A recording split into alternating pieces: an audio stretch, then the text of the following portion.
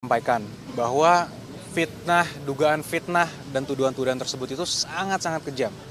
Karena telah merusak juga nama baik dan martabat Pak Jokowi, berdampak bagi nama baik keluarga, dan yang tidak kalah penting ini juga merusak nama baik rakyat Indonesia.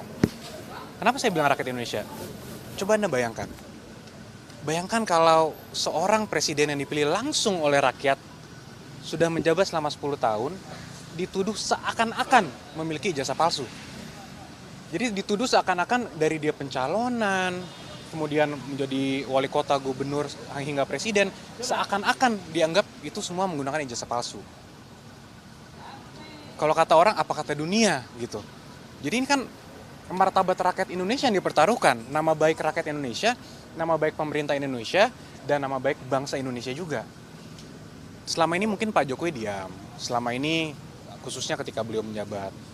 Beberapa bulan terakhir juga kami ikuti terus perkembangannya, beberapa kali juga sudah kami berikan himbauan secara resmi press conference, beberapa statement di tempat umum juga sudah kami berikan, tapi terus dilakukan oleh beberapa pihak. Sehingga mungkin ya tentunya untuk hari ini Pak Jokowi datang sendiri ke sini bukanlah hal yang mudah juga ya.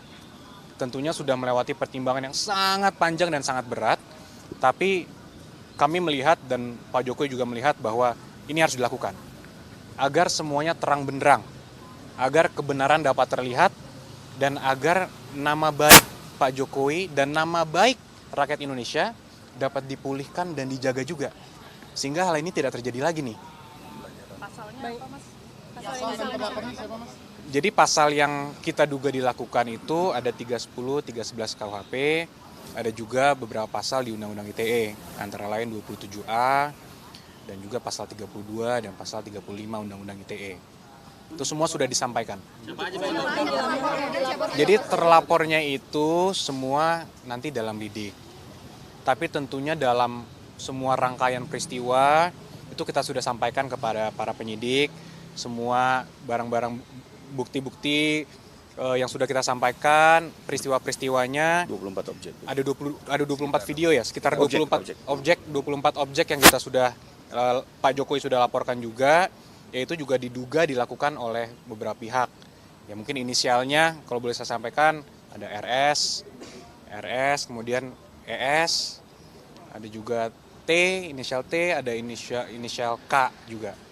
Nah, tapi kami tentunya sudah menyerahkan ini kepada para penyidik, dan penyelidik mungkin masih sekarang tahapannya, sehingga kami hormati dan kami akan menyerahkannya kepada pihak polisian yang untuk menjelaskan lebih lanjut mengenai pokok perkaranya.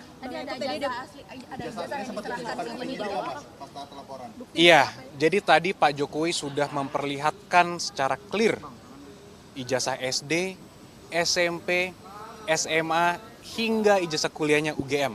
Semua sudah diperlihatkan kepada para penyelidik. Dan Pak Jokowi juga tegas memberitahukan kepada kami bahwa jika nanti diperlukan lagi, siap untuk mempertanggungjawabkan dan siap untuk memberikan keterangan lebih lanjut lagi jika memang diperlukan untuk keperluan penyidikan. Bang Yakub, tadi katanya Pak Jokowi 35 pertanyaan pada saat pemeriksaan. Seperti apa sih Bang tadi di dalam pemeriksaan terkait apa saja? Banyak ya, tentunya dari pertanyaan pendahuluan, kemudian sejarah-sejarah Pak Jokowi juga ditanyakan, bagaimana dulu pada saat kuliah, kegiatan-kegiatannya apa saja, hingga tentunya yang paling terkhusus, paling banyak mungkin mengenai peristiwa-peristiwa dugaan tindak pidana yang dilakukan. Nah itu mungkin nanti kembali lagi karena itu sudah masuk pokok perkara, kami menghormati proses penyidikan sehingga kami menyerahkan kepada pihak penyidik nanti yang menjelaskan pada saat waktunya yang tepat lah. Mas itu menurut mereka kan katanya pembuktian menurut terlapor pembuktian ijazah palsunya Pak Jokowi itu berdasarkan prosedur metode ilmiah, tanggapan dari kuasa hukum gimana? Itu lagi semua kan agar penyidik nanti yang menilai. Pak Jokowi sebagai pelapor tentunya hanya mengadukan suatu peristiwa yang dianggap Pak Jokowi telah mencemarkan nama baik beliau.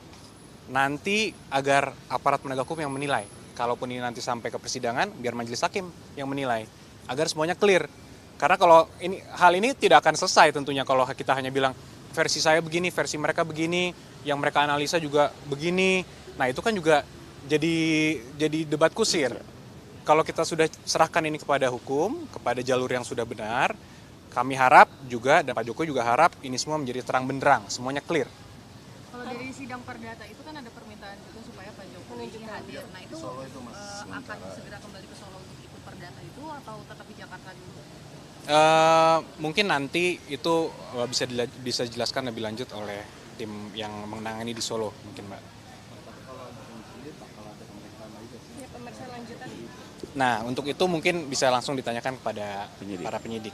Karena itu Sampaikan ya. belum disampaikan. Karena semua ini kita tentunya menghormati dan mengikuti setiap tahapan. Apapun nanti ketika dibutuhkan kapan, harus mungkin Pak Jokowi memberikan keterangan tambahan, ya beliau menyatakan siap.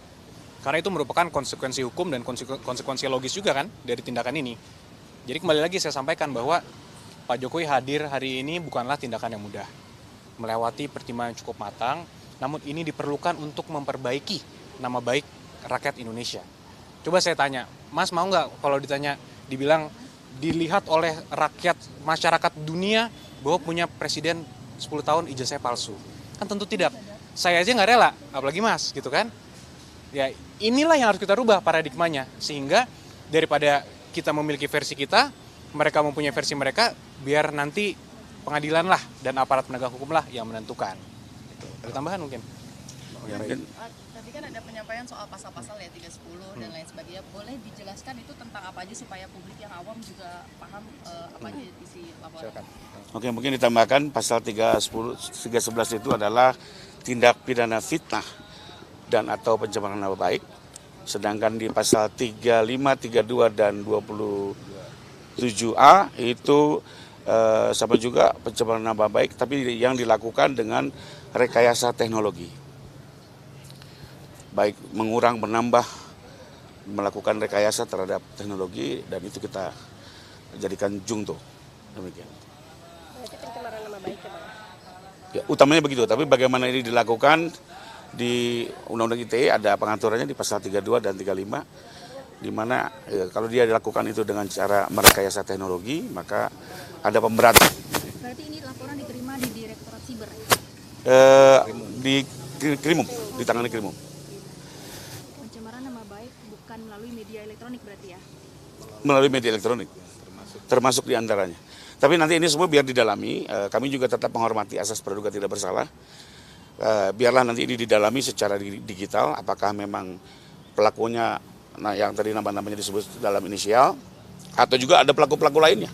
Karena dalam tindak pidana ITE ini ada yang menyiarkan, menyebarkan, itu juga harus bertanggung jawab. Jadi biarkan dulu ini dikembangkan oleh penyidik agar penyidikan ini berjalan dengan objektif dan dengan ini juga kami mohon dukungan rekan-rekan media. Kita hargai Pak Jokowi hari ini sebagai warga negara ingin menggunakan hak hukumnya sebagaimana warga negara lainnya untuk mengembalikan kehormatan dan martabat beliau dan biarlah penyidik bekerja secara objektif dan transparan. Kita ikuti.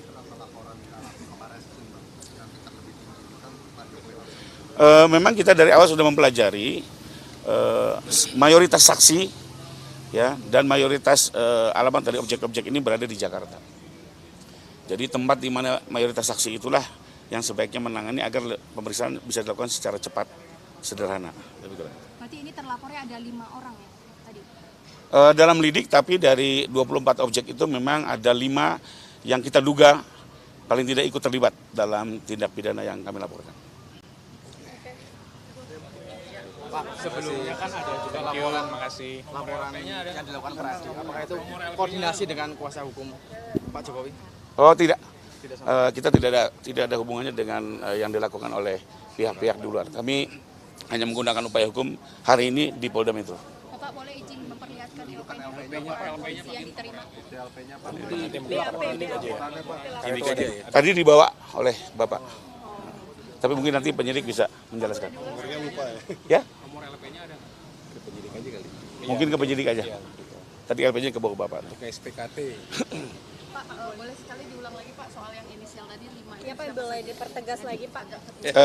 Ada RS, ES, RS lagi, ada T, ada K. Ada mantan menteri berarti Pak? Ada mantan.